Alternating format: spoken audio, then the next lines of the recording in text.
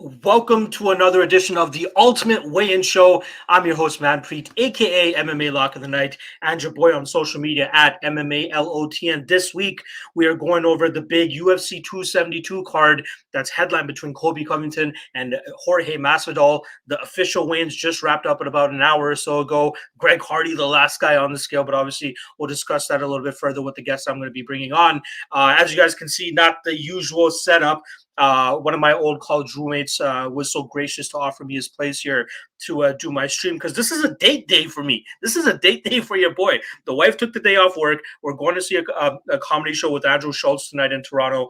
So we just want to take the whole day to just fuck around, you know what I mean? Have some pre-drinks and just have some like fun and then go to dinner and then go to the show after. So that's why you don't have the glorious background that you guys are used to seeing here. And I had to blur it a bit just to help my boy out and not kind of put him on blast here with this room. So, yeah, that's pretty much why we're doing this on the fly. But again, it's UFC 272. I didn't want to miss a big show like this, especially with the guests that I was able to rack up for you guys as well. I'm sure you guys are going to be very enthused by the takes that this man has to say because he's a veteran of the sport, man. The guy's been around for a long time. He knows what he's watching. And not only was he a great coach back in the day, my man is a killer gambler right now as well. He's a part of the $500 Lock of the Night high stakes challenge, and he holds second place out of 40-something people. The guy knows what he's doing. I think we're 6 events in right now, and he's 6-0 at this point in time. So very sharp dude. And he's not betting minus 250s, minus 300s either. This guy's betting like he has some very sharp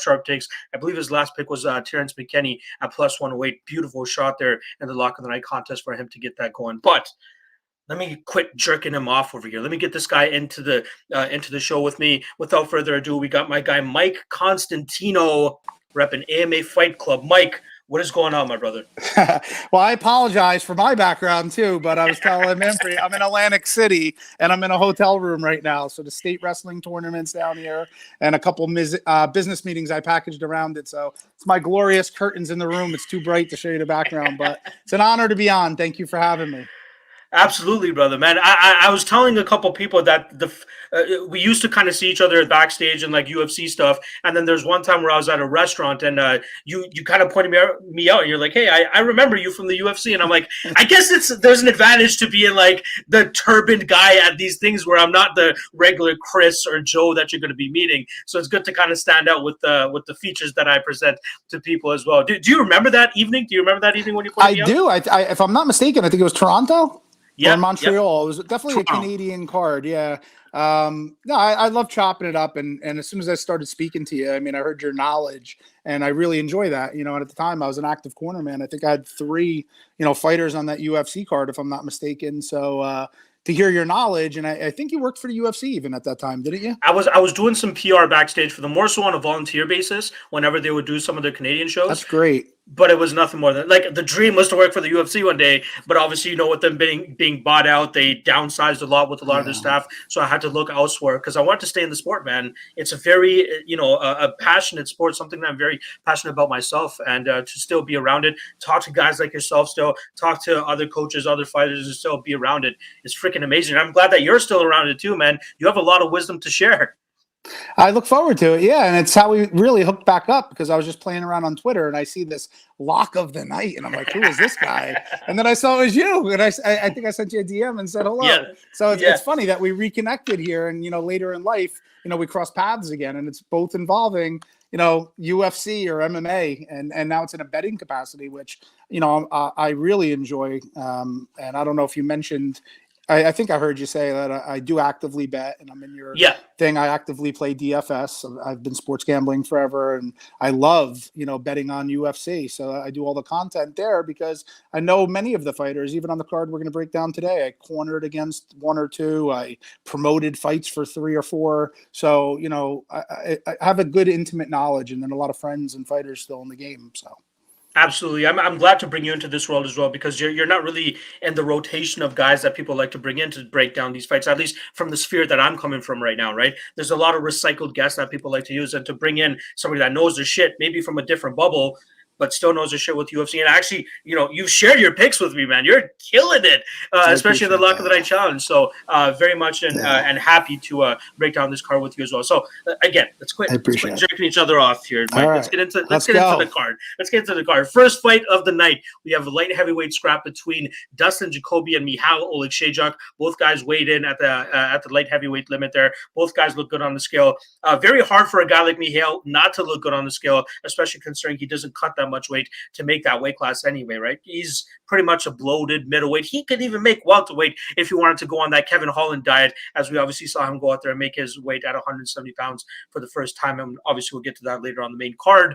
But in regards to this matchup, I like the size advantage for Dustin Jacoby. I think that his kickboxing experience, his ability to manage range, his activity as well, really throwing combinations out there. His leg kicks are very stellar as well. And Michał, if he's going to keep just waiting for it as he normally does, he's leaving openings to get countered and to get hit even harder by his opponent, even though he's on his back foot. Jacoby's really good in terms of like throwing feints out there, like I said, combinations, and kind of thwarting the forward pressure that Michał Oleksiejczuk likes to bring on his opponents. I think people are a little bit too sucked into the Shamil Gamzatov win from last time around, where he finished him in the first round, and failed to see the fight before that against Modestas Bukauskas, who's a worse version of Dustin Jacoby, in my opinion. I do think that we'll see Jacoby, and again, don't get me wrong, Bukauskas deserved that decision as well. That was an atrocious decision, in my opinion. Regardless, I think Jacoby will do what Bukauskas did, but much better, and possibly even finish him later in this fight. The reason I'm talking so passionately about this one, Mike, I have a lot of money riding on my guy Dustin Jacoby this weekend because I really like him in this spot. How do you feel about this matchup? I'm with you on it. I like Jacoby, and I'm on Jacoby here. And to me, it's pretty simple. Sometimes you shouldn't just overthink it, right? And I talk about this a lot. I like to use the eye test. And my eye in this fight sees two predominant kickboxers facing off. And I think, Michał will have the speed advantage. And perhaps, I hear like a little bit of the wrestling, but Jacoby can wrestle, even though he doesn't really use it. And he has a decent size advantage and a very vast kickboxing background. So this boils down to me. I'm taking two guys that are kickboxers and I'm putting them in the room and letting them spar or go at it. And, I think Jacoby is going to win that type of matchup. I don't think that Michel's going to bring some blazing speed that he's never before seen, both in the octagon and in the kickboxing ring. And I don't think he has that much of an upside threat with the takedowns, where it's going to take Jacoby off his game, where he's going to have to keep his weight back and throw his strikes to, avoid bringing his hips in. I just think that it's going to be a good old fashioned hard sparring, match, which will be a fight, but it'll be played out like that. And I think Jacoby will be the victor. And I think that people are sleeping on his wrestling ability. He can take you down, and I like him to win the fight. Good hard body kick, keeping him at range. And I think he's going to either wear him down and possibly get the knockout or win a sound decision victory. So I'm with you on this one. I like it. I will say, if anybody is hesitant on the pick, there's a prime hedging opportunity as well, where you have Michał Oleksiejczuk around plus 600 or plus 700 to win in round one. If he knocks out Dustin Jacoby, it's happening early. If it's going longer than 5 minutes, more than likely, in my opinion, Dustin Jacoby will be having his success from the outside, and that will only start to snowball later this fight goes, and that could result in a finish in his own right, or like Mike was saying, possibly going the full 15 minutes as well. All right, let's move on to the next fight here. We got a 155-pound belt between Ľudovít Klein and Devonte Smith. In terms of odds, we're currently looking at minus 155 for Devonte Smith, plus 135 for Ľudovít Klein. In terms of the weights, both weighed in at 156 pounds. I believe Ľudovít took this fight on short notice and is going up a weight class to take it. I'll let you kick this one off, brother. How do you think this matchup goes between these two lightweights?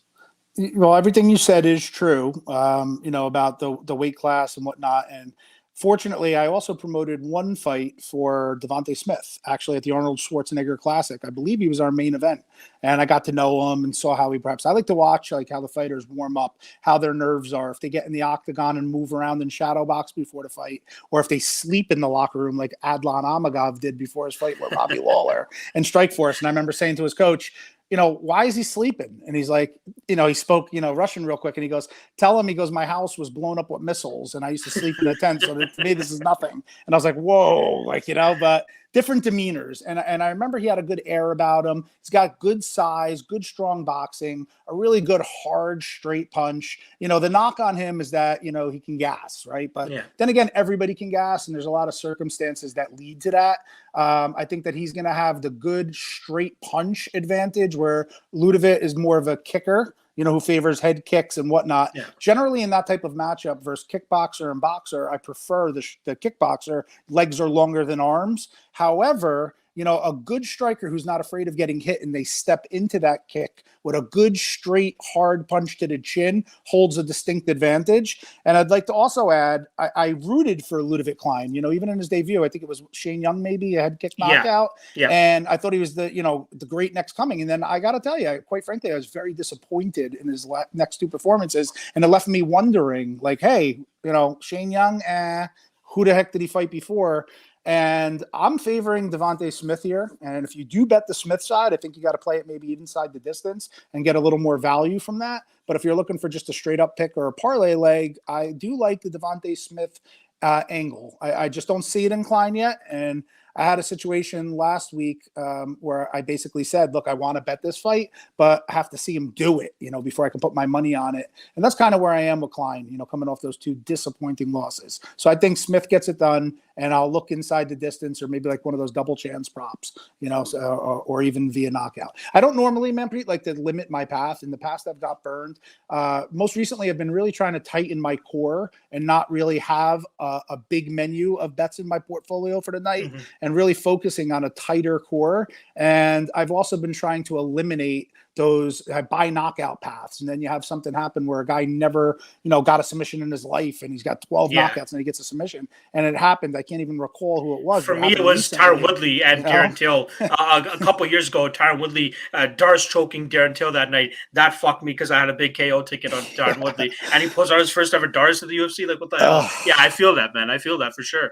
Yeah, so I like Smith. So I'd use Smith in a parlay leg, and I will probably wind up with him also inside the distance. So I'm actually going to be on the flip side here, but I think one thing that we can agree upon is I feel that this fight will more than likely not go the distance, and I don't mind throwing that minus 225-ish. I believe that's what the line is currently, throwing that into a couple parlays. I have it in one of my official plays as well, parlay with a couple other legs this card. But I know Ľudovít Klein at times is a little bit low volume, and that is a bit of a concern. But that head kick he has is absolutely nasty. He has caught many a body in his regional days against legitimate competition, and I think he could pull it off here against Devonte Smith. But Smith has a speed advantage, and like you said, if Klein is a little bit too kick happy, one of those counters right down the pipe might put his lights out, and I could absolutely see that happening as well. So rather than taking the plus money on Klein, but first and foremost, shout out to anybody that got Klein around plus 180, because the opener on this, in my opinion, was absolutely atrocious. Now it's around closer to where I think it should be with Devonte Smith, around minus 150, minus 160, especially considering that Klein is coming in on short notice.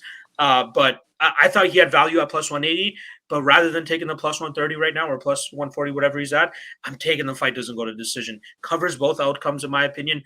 Devonte Smith early, Ľudovít Klein a little bit later. Either way, as long as it's finished before that 50-minute mark, I'm going to cash one of my bets, and that's all that matters to me. Yeah, but, I like that. I like that. And furthermore, just to get back to the point of the head kick versus the puncher, in order for a kicker to kick, he needs to be weight displaced correctly, and you want a kicker wants to come forward. And Devonte Smith is a pressure fighter with a long, hard, straight punch. So that's why what led to the difference maker for me is that if I'm cornering him, I'm telling him to crowd Ľudovít Klein. Everybody in the world knows he's a good head kicker. Do what you do best, man. Throw that straight, hard punch down the middle and don't allow him to come forward. And I think that would be the difference maker here. But I'm with you on the inside the distance. Yeah, and I like them each in DraftKings. I talked to you earlier. I played DraftKings only. Yeah.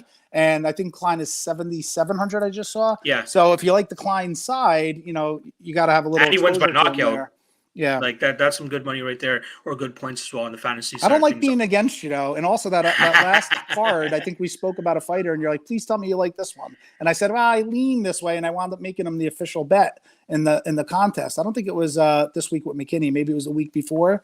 I'll try to pull it up. Onama. Onama. I was on Onama. Yes. I was on the Benitez side. I didn't bet Benitez. I picked him to win. Yeah. Again, confidence obviously comes when I end up betting these guys. And again, and think about that here. though, man, Preet. That's the same situation.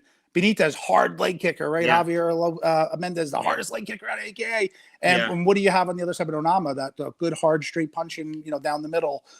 Even though, call that shit. pretty much play out that way. But, there's a lot of those little intangibles that as a trainer and a coach and, that make a big difference in a fight, especially if it's a 50-50 coin flip. I always tell everybody I'd call them subscribers, right? We'll get to that later, but or friends that bet. I mean, obviously I'm the MMA guy. Everybody calls me, who do you like tonight? Who do you like tonight? What's your card? I'm a copy paste all night long. I do what's called UFC betting blueprint. So it's just like my bets in DFS. So I'm just pasting. But a lot of times my general rule is if you're 50-50 on a fight, go with your gut and your original first selection, right? So if you have a 50-50 coin flip and you're going back and forth, just every time go with your original gut.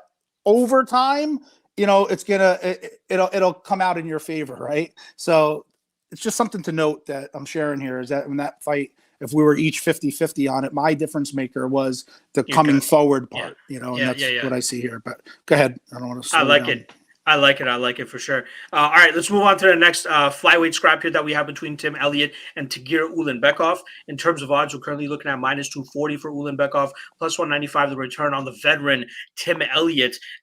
Both guys obviously weighing in right at the limit there. Tim Elliott 126 and then 125.5 for Tagir. Tagir is a big flyweight. That guy is very long, very rangy, and he has a very good grappling game as well, which I think he'll be able to successfully impose here against Tim Elliott. I will say though, after running the tape on Tim Elliott, I was very impressed with his performance against Askar Askarov outside of that third round where he kind of he showboated more than he actually threw anything out there. And I think that's ultimately why he ended up losing that last round. But even after you look at the official scorecards, he got pretty much clean swept in that fight. I thought it was much closer than a 30-27 would indicate. And I think you'd have to watch the fight to actually see that.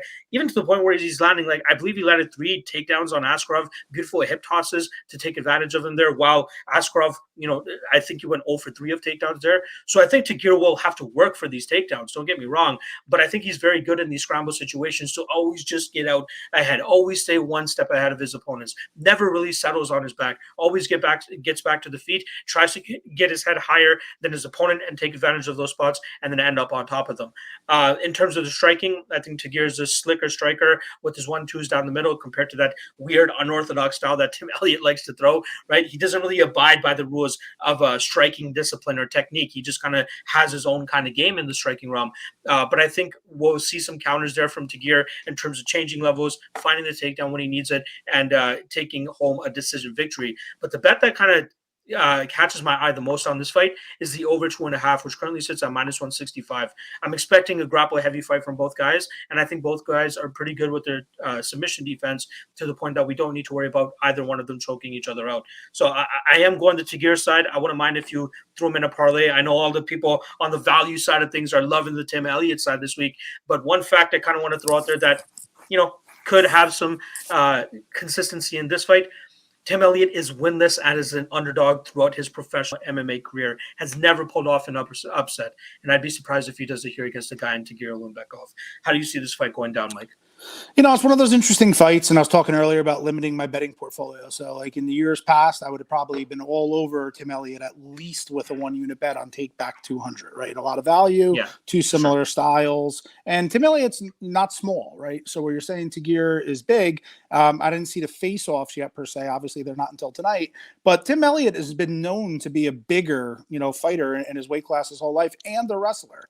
A couple things here. Yeah, initially your mind takes you to Tagir, but I think that you're going to need to do a little more than beat Bruno Silva and Nascimento before I put my money on you, especially when Tim Elliott has not only beaten good UFC caliber fighters, but you mentioned the takedown, so everybody knows what I'm doing. I have an iPad below me. I'm in a weird. We all need notes. Don't worry, I got notes too. I apologize. I look like Dr. Evil, but indeed, you're right about those takedowns. So you got somebody who took down a grappler, Mark De La Rosa, 12 times. I'm sorry, not 12 times. I meant to say Brandon Royval, rather, he took down 4 times. I mean, that's pretty friggin' impressive. He took down Louis Smolka, is what I meant to say, 12 times. And he's a very good scrambler, a good back taker with a lot of experience. So if I was like gun to head, forced to bet the fight, and I had to bet on every fight, my lean would be to Elliott because of, number one, you're getting 2-to-1 value back on your money. And number two, he's a grappling-based fighter fighting a grappler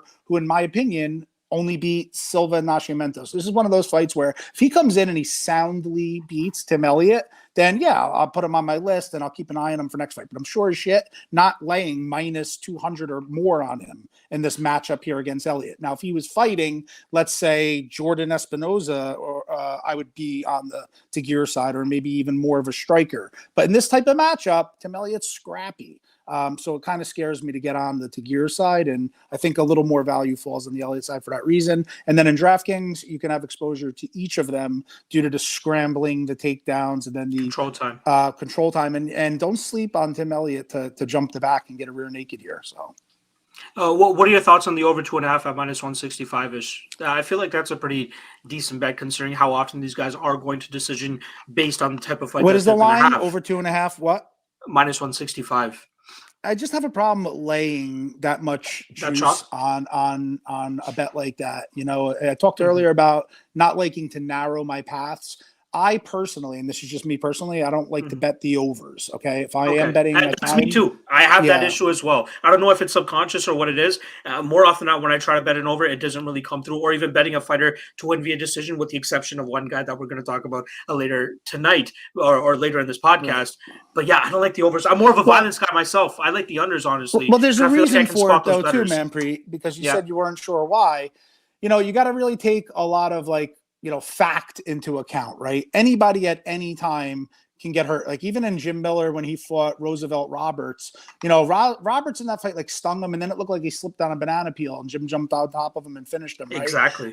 Not that his fight would have went the distance. I'm just using an example of how kind of anything can happen. It's like even betting props. Like I stopped betting football and baseball props because I had a pitcher twist his ankle coming off the mound with 7 strikeouts, and I went over 7.5. And then most recently here, I think it was even the playoffs, I had Corey AJ Dillon from Green Bay over rushing attempts. It was 9.5, and he had 7 in the first half, and then never played again because he got hurt. God. So that's why I don't like to bet those overs, because especially in an MMA fight, anything can happen at any time. So here you're getting 2 scrambling-based, grappling-based fighters, and Elliott is a good back taker, like I was mentioning. So what's to say he can't get the back and choke him, and we lose our bet? So especially laying 60 cents in that case. So if I was getting plus money, I would consider it, but historically and generally, I don't bet the overs for that reason, because any fight can finish early. And then if you do find an edge for finishers per se, then that's why it makes more sense to bet the under, because they have the track record and the clock's running, and you're looking to get under it. So. I love it. All right, let's move on to the next fight here. We got a bantamweight scrap between Umar Nurmagomedov and Brian Kelleher. In terms of odds, we're currently looking at heavy chalk on the Nurmagomedov side at minus 760, plus 525 the return on Brian Kelleher. In terms of the weigh-ins as well, they came in both at the limit at 146 for Nurmi and 145 for Kelleher. I'll let you kick this one off, man. What do you think about this matchup between the veteran Brian Kelleher, very durable, very tough to put away, and this prospect in Umar Nurmagomedov? Kelleher is another fighter I'm very, very intimate with. I've promoted multiple of his regional level fights for actually 2 different organizations that I used to own. I've cornered against Brian Kelleher, so I know him very well. Very, very tough. Power in both hands. Everybody in the world knows he's got a good front headlock series, especially a guillotine. Umar Nurmagomedov, I know well too, because I used to work with Khabib and Adlan and all the Russians and Dagestanis initially, signing them to the UFC. And I always heard about Umar, but I've always heard about his striking, right? I hear a lot of people talking about his grappling. You go there mentally, especially hearing the name, but then even when you peel back the layers to the onion, he actually had 5 takedowns, in his UFC debut. So everybody hears, they think wrestling. But what I see here is the striking, in which he is known for. I would argue that he's probably the best striker out of that little sect, of fighters, including like a Khabib, who has improved over years, but technically sound. I think that the difference here is going to be, like I said earlier, maybe with like Jacoby and Michał, where you got 2 kickboxers and it's pretty standard. I think that Umar is going to hold more of a striking edge as far as a well-rounded. He's very precise and hard with his punches, kicks, combos. He fights long, and he has good wrestling to rely upon, right? So I don't think he's going to get that panic shot. A panic shot is when someone gets punched in the nose and their eyes water, and fight or flight makes them take that shot in defense, and then Kelleher yokes up the guillotine, right? I just don't see him taking that panic shot here. Even if he gets hurt or hit hard, I don't think he's going to rely on just a sloppy, reckless shot. So I think that eliminates that whole little series. And Kelleher has been controlled on the ground by better grapplers. And he's obviously a good grappler. Like I said, he's not a Khabib or an Islam, but he is very good grappler as well. So I think he's got him covered here. Just the line at 700 is insulting. You know what I'm saying? It's like, to me, that's insulting. I would never lay it, and I wouldn't use him in a leg of a parlay, but I'll gain my exposure to him by probably being overweight to the field in my DraftKings lineups with him. I think he's the most expensive fighter, which people may pivot off of, to try to jam in some other fighters. But there's so much value this week in that, 7,000 to 8,000 range that you can get a little creative. So I'm pairing, Nurmagomedov in a lot of my lineups, and hopefully I'm going to get a little leverage there. So I'll gain some exposure there. And if I was gun to head, like you have to bet this fight, the value is obviously in taking 500 on Kelleher than laying 700, on Umar. But I do think Umar wins the fight. In terms of a prop, there is Umar by decision at plus 100. I feel like that is as likely as path to victory in this spot. Again, if you don't want to pay the 7-1, that's probably the best way to bet this fight for him. Again, Kelleher very difficult to put away. I think the last one that comes to mind, I think, was John Lineker putting away Brian Kelleher. So it's been a long time from my memory. But that's the way I would play it as well. What is the decision line? What is it?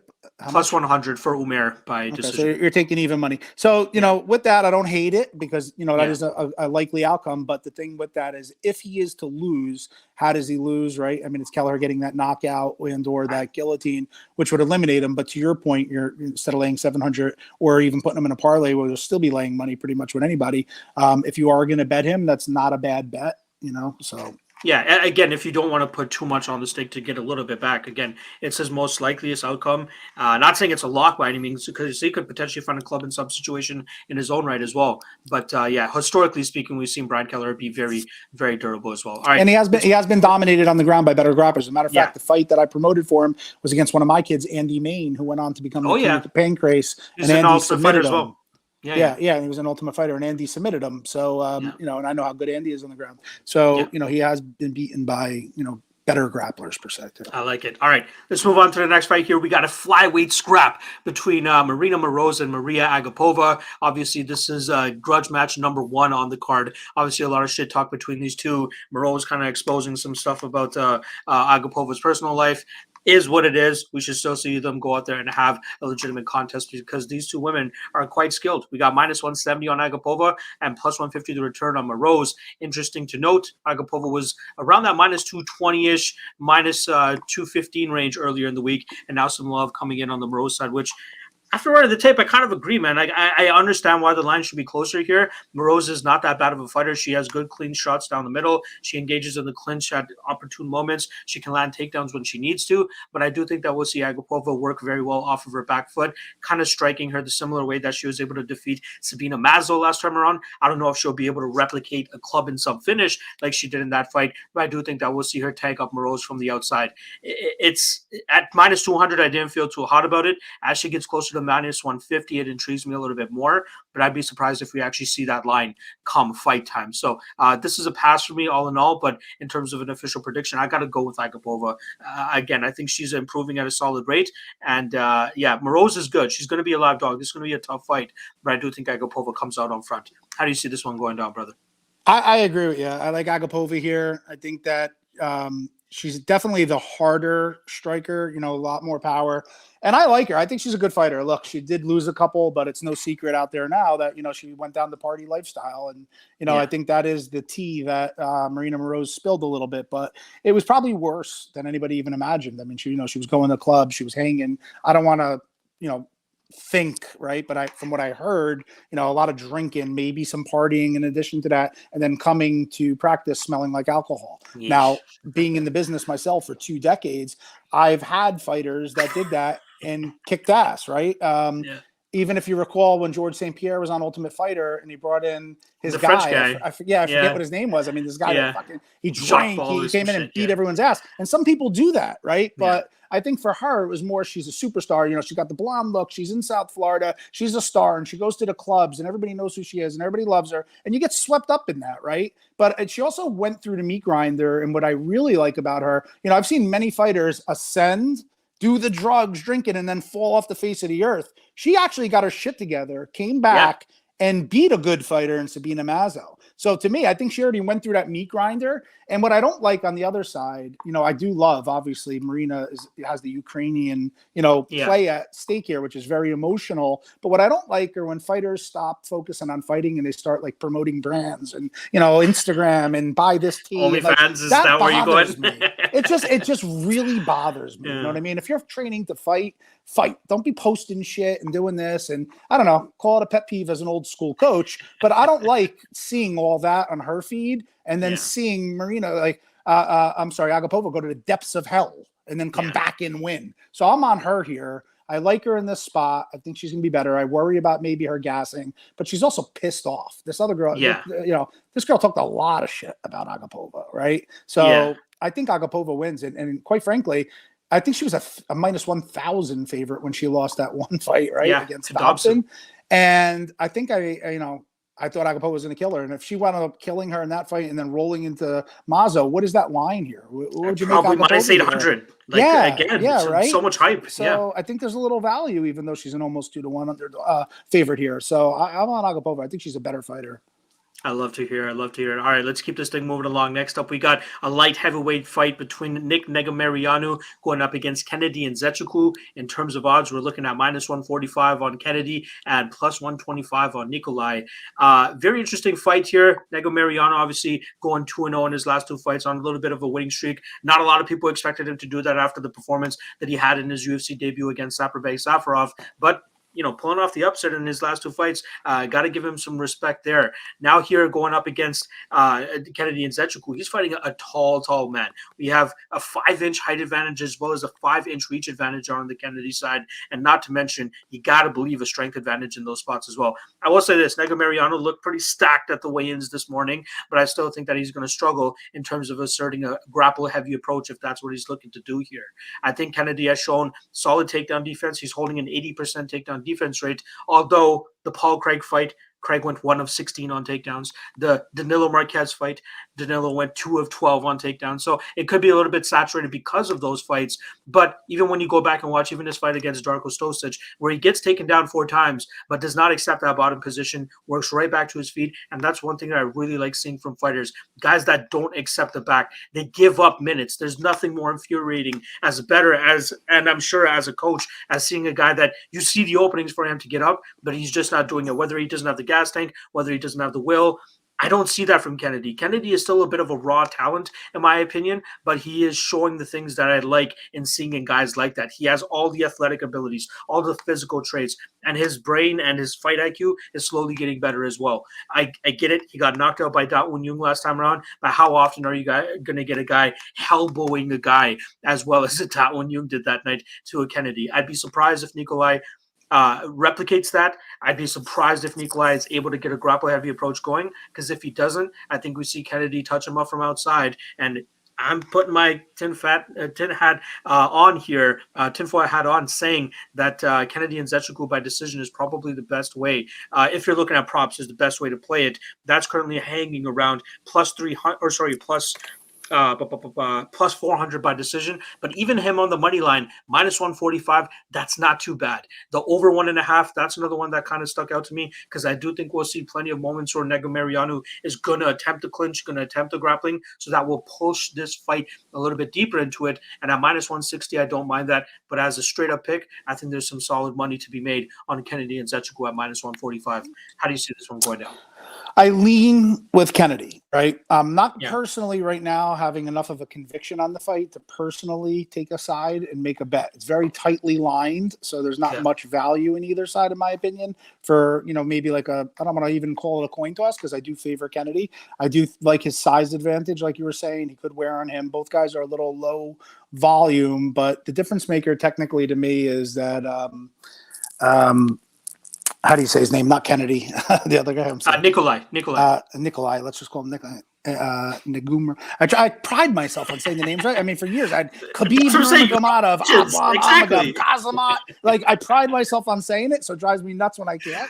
This Romanian name is driving you crazy. Yeah, but Nikolai, the one technical thing that I see is that he throws more of a loopy punch style, where he's more straight down the middle. So, direct line, direct path beats that looping, and especially same thing when you get sloppy, everything changes. Like when you get punched, right? And you go back to what you rely on. So if Kennedy stings him down the middle with a hard punch, this guy's going to come out winging, and that's where Kennedy can hurt him. The only thing that scares me about the decision prop, I love the value, right? So for plus 400, you said, by decision plus 400. So I would maybe take a stab at that because the plus 400, but not at even money or minus 160. Correct. Like we were talking earlier. But keep in mind, he has 5 UFC fights and 4 of them have finished inside the UFC. And then on the other side, we have, I think, 1 or 2 of 3.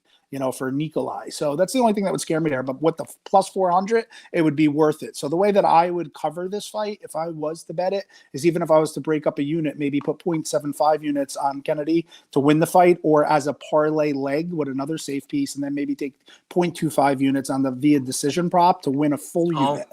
So that's how I would break up my exposure in this type of situation. Last week with McKinney, I was all over McKinney, as you know, and I had him in the lock contest, but it was also my favorite bet. So I played him for 1 unit plus 108. Then I played him for 0.75 units inside the distance plus 200. And then I played him by submission plus 900 for 0.25 units. So I wound up sweep. And, I call it like a little tornado bet where I try to hit it all different ways. I like it. And I just break up my exposure that way. Because nothing more frustrating than if I do put the full unit on the via decision prop and he wins by knockout. And I go from a winner to a loser. And I'll tell you, what really killed me, I was on a really nice streak. The first card of this year, I went undefeated. I won 12, 19 units. Then I had a winning, and then my setback was Parker Porter. I bet Parker Porter inside the distance. Doesn't go to yes. So I had a big 12-legger that crashed because of that. Yes. Everything hit except that. But that's the thing, Manpreet, and that's what's always in the back of my head whenever I try to think in these circus bets of via this way in that round or here, high, low, over, under, and you have the friggin' winner the whole time. You know what I mean? Pick the money line. I knew Keep it Parker simple, Porter stupid, was going to win that fight, and I wound up putting 2 units on Parker Porter. Double chance or inside the distance, and he friggin' wins the fight, and I'm a loser. And it actually made me lose on the card 0.75 units rather than winning 5 units or whatever it was. So I've just been a little more disciplined with that stuff. For sure. Yeah, absolutely. Those are lottery tickets at the end of the day as well, in terms of putting together those Hail Mary 10-leggers, 8-leggers, whatever the hell it is. Those are okay, but don't take a friggin' winner and make it a loser like I did. Exactly. You know what I'm saying? Like I had the winner, and I got greedy. Still wanted end up losing. Even money. Yeah, there's nothing worse than that feeling when you feel like you called the fight right, but you don't win any money on it. God damn. Right. I'm just trying to tighten and get better and better and better, and that's one of the ways to do it is to eliminate some of those bets. Yeah. All right, let's move on to the next one here. A big-time strawweight fight between Marina Rodriguez and Xiaonan. We got plus 210 on the Chinese fighter and minus 260 on Marina Rodriguez. Very interesting fight here. Both women obviously were able to make weight here, both coming in at 116 pounds. I will say Marina Rodriguez looked a little bit more dried out on the scale. And I'm not just saying that because I have a 1-unit bet on Xiaonan here at plus 215. But this line is atrocious to me, Mike. I don't know how it's so wide. I think honestly, and you've seen this, for gambling for a while now, it's more than likely recency bias, right? You see on the Xiaonan side, she goes out there and loses to Carla Esparza last time around. Not just loses, but gets finished by Carla Esparza, who's not really a potent finisher. And then on the flip side with Marina Rodriguez, she's riding a winning streak, most notably both of those fights being in main event slots as well. So she has a lot of eyeballs in her going out there and beating Michelle Waterson and beating Mackenzie during last time around. But I haven't seen her fight a legitimate striker to this point in time, like somebody like Yan Xiaonan. And of course, Rodriguez very skilled on the feet. She could absolutely go out there and land some big strikes of her own and, have her way on the feet as well. But I just don't think this minus 260 line is indicative of how close this fight could actually be if it turns out being a 15-minute kickboxing fight, which both women thrive in whenever they have a kickboxing matchup. So the Carla Esparza fight has no bearing on how this one is going to go. Unless, of course, Marina Rodriguez comes out there with a grapple-heavy approach and she tries to do what Carla Esparza did. But let's not forget, and you know this too, Carla Esparza probably one of the best wrestlers in that division, hands down. Say what you want about her striking. She's one of the best wrestlers in that division outside of maybe Tatiana Suarez, who unfortunately we haven't been able to see for a long time. But I do like the Yan Xiaonan side here. I do have a unit bet on her at plus 215. I've been a high on her before. I don't think I've called a fight of hers incorrectly since she's made her debut. I even cashed on her as an underdog against Claudia Gadelha, I believe it was last time around. And then I flipped. I bet Carla Esparza against Yan Xiaonan because Carla is notoriously underrated, and we always get a really good betting line on her. I flipped at the proper time. I feel like I'm flipping right back at the proper time as well to take advantage of this plus 215. I think she keeps it competitive in the striking. And once this reaches the judges' scorecards, I'll be happy to be holding that plus 215 ticket and hoping that she put in enough work to get her hand raised that night. How do you see this one going down? A little bit long-winded, but I feel as though people are just blindly betting Marina Rodriguez in this spot, thinking that it's a great bet at minus 260, but this fight is going to play out a lot closer, in my opinion. I could be dead wrong come Saturday night, but I'm with you on that. Especially with what you said, the win over Claudia Gadelha. Now, on the flip side, that win for Rodriguez over Mackenzie Dern was very, very impressive. I was on the Dern side in that fight, and then I can never get Mackenzie Dern right, ever. I know. Can't get her right. Too, I feel. Ever. It's one of those fighters. But, Rodriguez is going to hold more of she's more of a Muay Thai striker, right? She's going to win the clinch. If this gets to a clinch, she wins it. I actually think, though, that Yan holds a slight wrestling advantage here. She has hit takedowns in some fights, and I think she's more apt to initiate a takedown, especially if Rodriguez is controlling the clinch. Rodriguez isn't going to get rid of a dominant clinch with knees and elbows to take a takedown, right? But on the flip side, if Yan is getting controlled, she may try to change levels and get underneath and get the takedown. So I think she has more takedown upside equity. But first off, I don't like either side say to bet, but the value lies in Yan. Like you mentioned, almost like I said earlier, for another underdog, I don't like anybody, but the value lies here. So if I'm going to risk either a unit or a half unit, it would be pretty much on Yan, or I would use Rodriguez as a parlay piece to try to, produce some plus EV there. But the win over Dern was very, very impressive. And then even going back, her last three fights, she's beaten Dern, Waterson, and Hebas, who I respect too. So you can't sleep on her. I don't know if she's really a 260 favorite, like you're saying, but I do favor her to win the fight. However, if I was, again, gun to head to force the bet, it would be the onside. And then from a DraftKings perspective, you could expect some good volume from each side, even maybe in a loss for Yan. So I might use her as some salary relief this week, get one or two takedowns, you never know. And then you'll get some takedown upside. And if she is able to steal the win or win, then you get the win victory as well. So I don't hate it, but I do slightly favor the Muay Thai style of Rodriguez over mainly, the boxing crowding style here of Yan.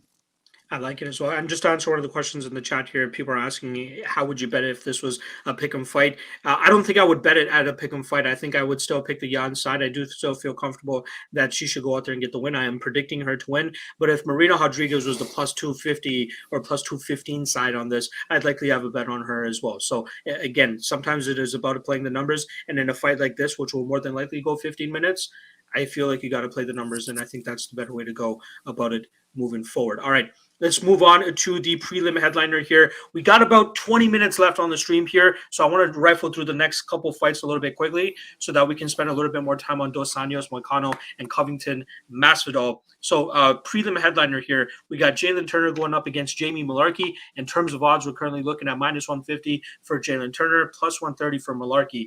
I have no idea how Jalin Turner continues to make 156 pounds, especially with him standing. I believe he's six. Let me get the actual number here. He's 6 foot, 6'3" with the 77-inch reach. One of the craziest statures we've ever seen at that lightweight division. The guy's getting better. His striking is developing. His grappling is obviously developing. We saw him go out there and club and sub the hype train Uros Medic.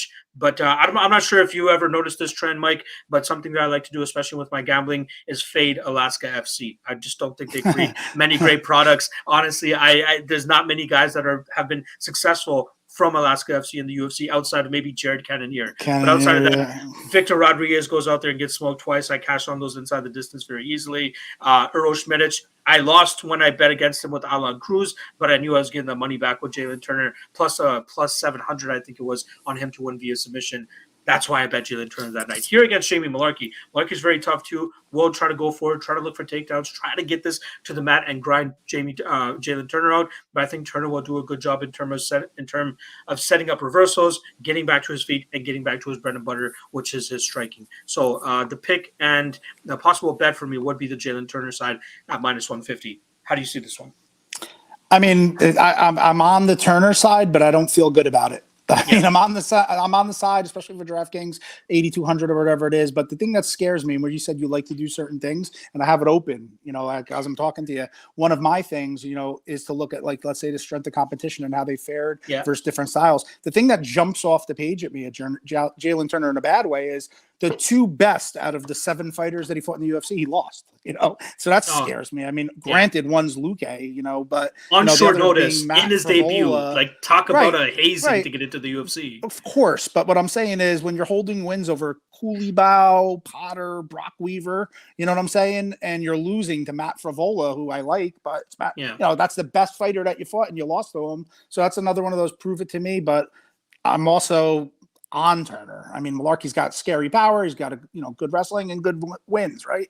It almost makes me nuts that, like, why am I not on Mullarkey? But I do like the size, stats that you pointed out, and that led me to Turner. So I'm trying to keep it short because we're on the clock, but I'm with you right now on Turner. And also, I apologize. Even before we went live, I told him that we would do it in reverse order and start with the main event so we could have more time to talk about that. But me just getting into my zone of just always doing it from the bottom to the top took over. But it's the way I do it too, to be honest with you. So I'm more conditioned to do bottom up. Yeah. There we go. Okay, let's move on to the next fight here. This is actually going to the main card, and this is actually the time that I remind the live viewers, the 110 of you chilling with us right now, make sure you guys hit that like and subscribe, and show my guy Mike some love as well. You guys can follow him at AMA Fight Club on Twitter. Link is in the description below. He has a lot of other work he's doing as well, which we're going to plug right before the main event, so as many people as possible can hear it as well. All right. First fight on the main card, we got a heavyweight fight between Sergey Spivak and Greg Hardy. In terms of odds, we got -195 now on Sergey Spivak, plus 165 to return on Greg Hardy. Obviously, this fight was matched up last month. I believe it was Greg Hardy that suffered some sort of cut on his finger. That pushed the fight back about a month and a half later, and now they're going to throw down this time. Better for Sergey this time around, obviously, because he was taking the fight on short notice back in January. Now he has a couple weeks to put in a legitimate training camp, or somewhat close to a legitimate training camp, to go out there and beat a guy like Greg Hardy, which I think is, if your durability can hold up, I think this is an easy matchup for Sergey Spivak too. Just wait out the first round, try to make Greg Hardy work, push him up against the cage, tire out those arms, try to suck the energy out of him, and then in the second round, drag him to the ground and eventually find that submission or TKO from on top, because I don't think Greg Hardy has the greatest get-ups, and a big guy like Sergey Spivak will have tremendous success in terms of holding him down. So I don't mind Spivak. The line might be a little bit wide considering the knockout threat that Greg Hardy actually is. So taking Spivak inside the distance at plus 120 is not too bad of an idea, as I don't see this fight going to decision, which is another bet that I like if you want to throw that into a parlay. I think that's solid. But Greg Hardy round 1 is plus 650. I think that's the majority of his win equity. And then on the flip side with Sergey Spivak, taking him to win in round 2 is plus 500. I don't mind that either. But fight doesn't go to decision is where the majority of my money would go if I was forced to play a spot here. How do you like this one, Mike? I originally started by being on Spivak, for thinking, again, MMA fighters and take them down, get on top, control them and whatnot. But just something that changed my mind was listening and watching Greg Hardy on the microphone at the press conference. Something about him. He has a different energy. It was way off out of character for him, but it was a good energy. He was very confident, standing up, lifting his shirt, talking shit. Like these are like little things that I look for as a trainer that differentiate maybe just like a coin flip or even my opinion sometimes. Something about his energy, man, is really putting me on Hardy by starching him. Like I as of right now, I don't have a bet on it because I like to watch the ceremonial weigh-ins, believe it or not. There's many things, guys rubbing their hands, shaking hands first, not knowing which way to go. I mean, you had fucking 10 fights in the UFC. You don't know. You come on the stage, get off the other side. You know what I'm saying? So it's like fight or flight. When you get punched, your body does things. It's odd to me. You know what I mean? I watch these things, and there's something about Greg Hardy where my eye test is just saying something's different here. And I know he left American Top Team. You know, he's now with a new team. He's 295 pounds, cut into 265. He's going to be huge, and Spivak isn't Bo Nickel. He's going to come down exactly. Just take him down and dominate him. And there's just something about Hardy here. So I think there's a lot of value in the Hardy by knockout prop. I think it was like plus 180 maybe last I looked. My internet's so slow in this hotel I'm at. Oh, wow. It just loaded as I'm saying it. He's plus 270. Plus 300. That's ridiculous. Yeah. Because, I mean, if Hardy wins the fight, I don't see him winning the decision, right? Because that means, if it goes past him not knocking him out, he's either going to be exhausted and Spivak will take him down and finish him, or, it's either Hardy by knockout for me or the Spivak side.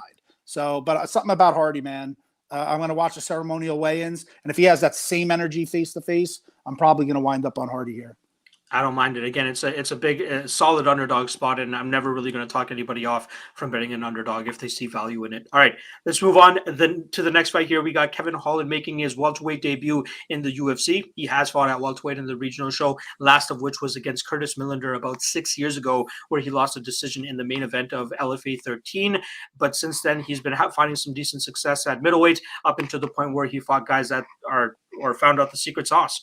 Let's try to take this guy down, because it doesn't seem like he has much takedown defense.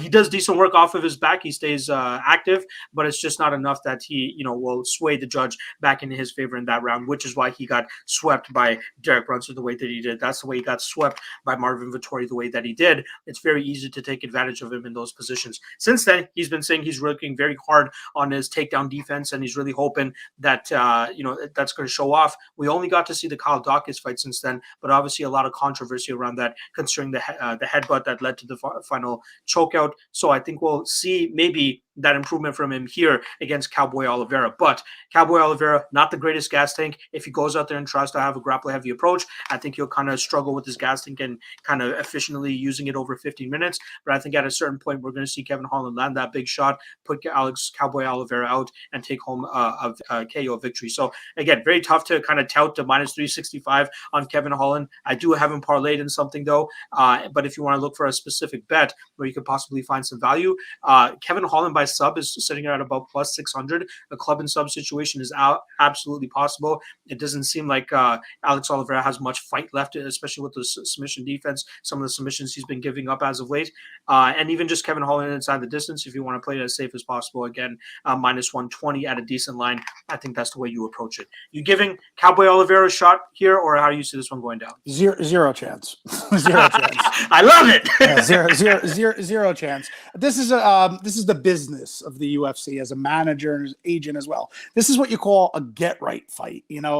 Kevin Holland got beaten by, he fought Vettori, Brunson, Dawkins. Before that, Jacare, but he won a knockout. And he got taken down, exposed, that whole thing. There's another one, wind back the clock. What do you make this? Keep in mind, Holland's coming down.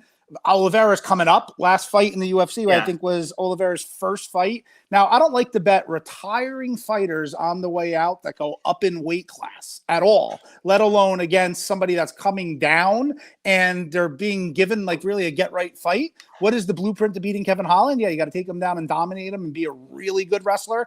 Oliveira is known for his durability, right? I mean, he wasn't really known for his American wrestling, archetype that's going to take him down. I see a guy on the way up. I see a guy on the way down. They're intersecting. I don't want to be like a fish and say a 350 favorite. I love them. But you can find value that way, right? I used them as a parlay leg with another fighter that we didn't even get to yet that I like to create a plus EV situation and take back, 102. So that's where I like to use these types of fighters where I have a very strong conviction they're going to win. I'll put them in a parlay and try to get plus EV by doing so. And I'm not going to overthink it. Get right spot, Kevin Holland washes them. I love it. I love the conviction as well from my guy, Mike Constantino there. All right, let's move on to the next fight. I am very interested to hear your thoughts on this fight because we got a veteran in Edson Barboza taking on Bryce Mitchell. Bryce Mitchell currently sits at -155. Return on Edson Barboza at +135. I am leaning the Edson Barboza side here as I just don't think Bryce has fought a guy like Barboza in terms of the type of strikes that he throws, the conviction that he throws it with, and the power that he throws it with as well, right?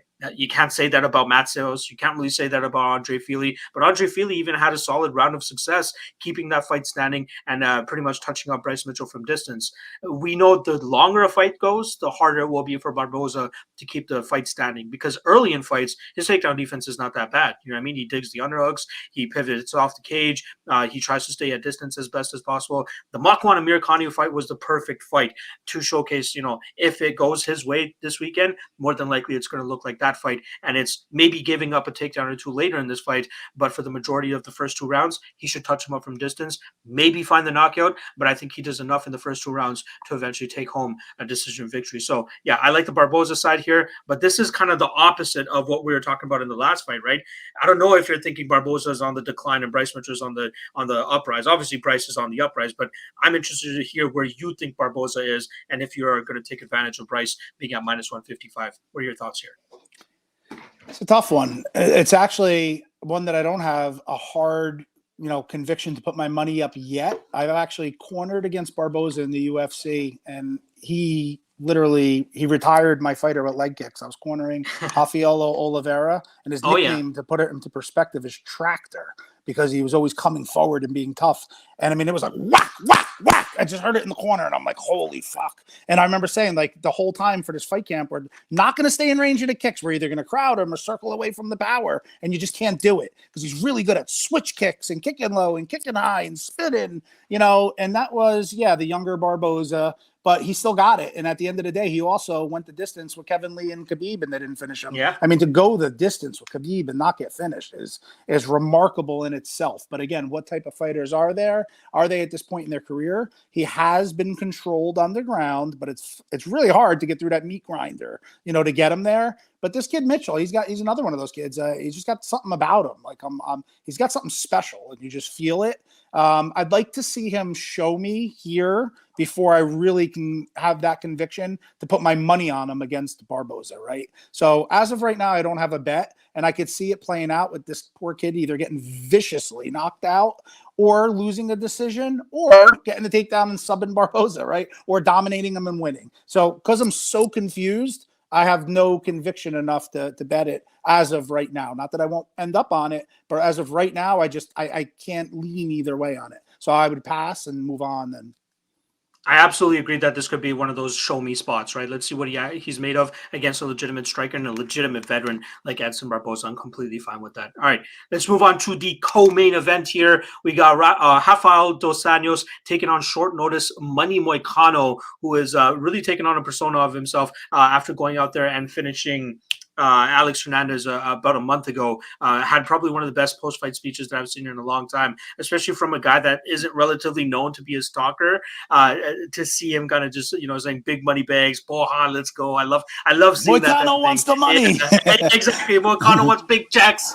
But yeah, I love seeing that as well. But great fighter, but I think he's just stepping into a spot that's a very difficult spot to take advantage of, right? I know Dos Anjos is getting up there in age. He's 37 years old. He's been out of the cage for, I believe, since November of 2020.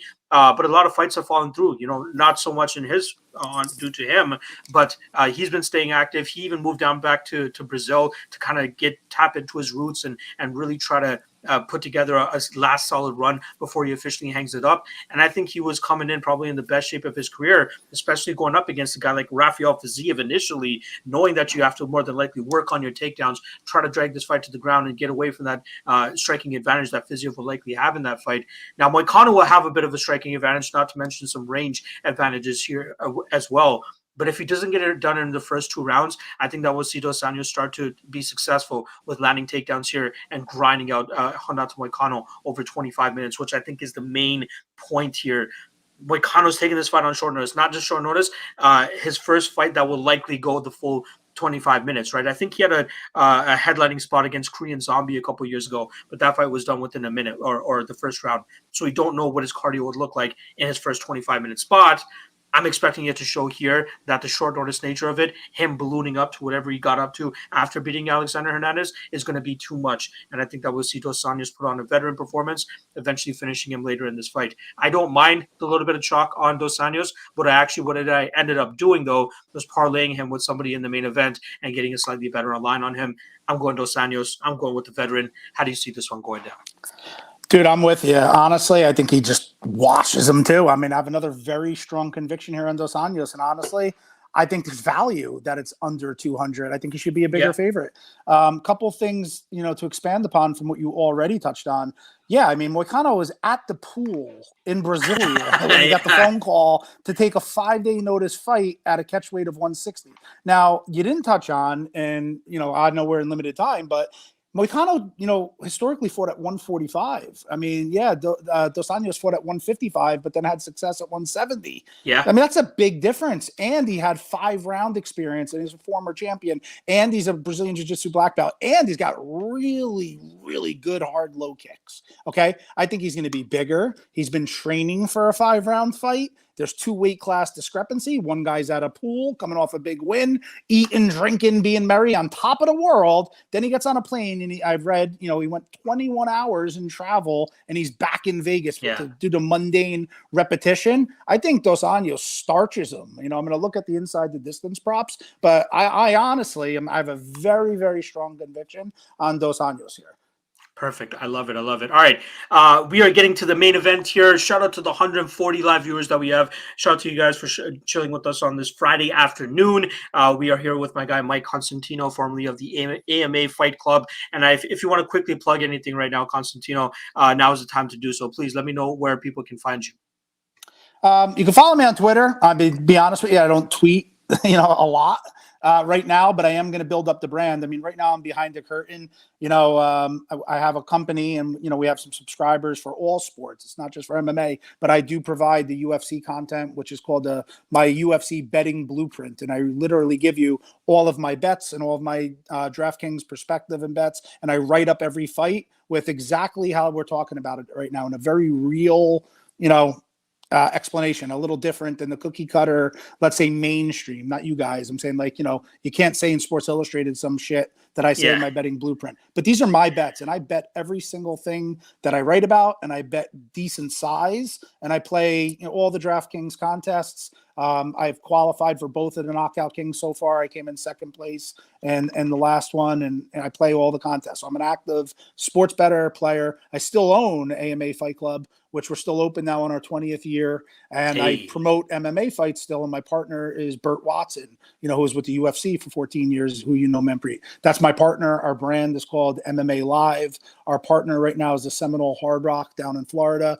COVID really carved into what we were doing. And now Burt's with Bellator promoting, but we have 4 dates with Seminole, and I'm still in that game as well. But if you want to find me, follow me at AMA Fight Club, and I am going to be more active coming up, as this is my first ever appearance breaking down a fight outside of first of many. Yeah. First of many. No, 100%. And I enjoy this, but this is my first ever. So I'm not out there sharing my knowledge unless you're one of our subscribers. So, this is the first time I've ever done it outside of, what I do. All right, let's get to the main event. I want to wrap this up in about 3 minutes. I got my roommate waiting for, or my buddy waiting for me. He asked to get into the room to get ready for work. So let me just bang this out real quick. Colby Covington minus 320, Jorge Masvidal plus 250. Wrestling for Colby going to be a little bit too much. Maybe not landing the takedowns, but the pace, pressure, and cardio that he's going to put on Jorge, I think he eventually breaks him and then eventually just cruises to a decision victory. I have Colby parlayed with Dos Anjos. I have Colby parlayed with a couple other things on the card. I think he cruises here. He's the second best welterweight in the world, and I think he proves it tomorrow night by going out there and outworking Jorge Masvidal. So the prop, Covington by decision minus 110, don't mind that either. The guy doesn't really hit with much heavy power, but the one concern is Masvidal coming off his first ever knockout loss last time around. Interested to know if that actually plays into this fight, but I've parlayed Colby more than I bet him by decision, just so you guys know. Mike, let me know who you like here in the main event. Colby, keep it short and sweet. I think Colby, keep it short and sweet. Yeah, Masvidal could knock him out, and he could Ben Askren and whatnot. But the difference maker is, on top of being friends and sleeping on his wife's couch or however you want to spin it. I mean, when you train with somebody and you're sweating and bleeding in between their legs and jiu-jitsu, and I mean, you're very intimate. You know that fighter. And the best example I just gave to a friend of mine who is a betting layman, but he's a fan of the sport, is you saw it with Ngannou and Cyril Gane. Like, Ngannou knew that if he got on top of him, he would be able to have that advantage. And he's never even attempted to take down in the UFC. But there were things there that they each knew about each other. And I know that that's here, with Masvidal and Colby, and everyone in the world knows, that, he's got to watch just the explosive knockout type. But over a 5-round, I don't think that Masvidal will be able to keep the pace. And if Colby avoids the knockout, which I think he will be able to do, I think he'll just, to either take over and perhaps even finish him. I love to hear. All right, last thing I want to do, quick off the top, lock of the night plays or your most confident play on the card. I'm going, Dustin Jacoby, first fight of the night, -194. I got 4 units locked in on him there. That's my most confident spot. If you want to throw Colby in a parlay with him to try to get those odds a little bit better, more than happy with that as well. What do you got, my guy? I'm going to give you the 2 fighters that I have a very strong conviction on, and it's who we talked about, Kevin Holland and Rafael Dos Anjos. If I bundle them together in a parlay, I can get some good plus EV out of it and get plus 102. So I'm getting a -350 favorite that I feel I really feel strongly about, and an almost 200 favorite that I think should be more. You put them together, and I get back plus 102. So that's my free bet parlay, Holland and Dos Anjos. Beautiful. There you guys go. Let's go cash those tickets. Let's cash those bets, Mike. Again, appreciate you coming on. I apologize that I have to speed this thing up next time around. We're going to go 2 hours. We're going to compensate for this quick show, and we're going to take our time with the next one that we do together. Appreciate you hopping on with me, brother. And everybody, make sure you guys go follow him at AMA Fight Club on Twitter and follow this guy. He's very sharp. Again, number 2 in the high stakes $500 lock of the night contest. He knows what the fuck he's talking about. He knows what the fuck he's watching, and he knows exactly what he's betting on as well. Mike, appreciate you, my guy. I appreciate you having me on, and thank you for everybody for listening. Very impressive to be in here listening to us. I'm appreciative of all of you, and keep doing what you do. You guys are in good hands. You got one of the best in the business here. I've known him for a long time. So thank you, man, Preet. Appreciate it, Mike.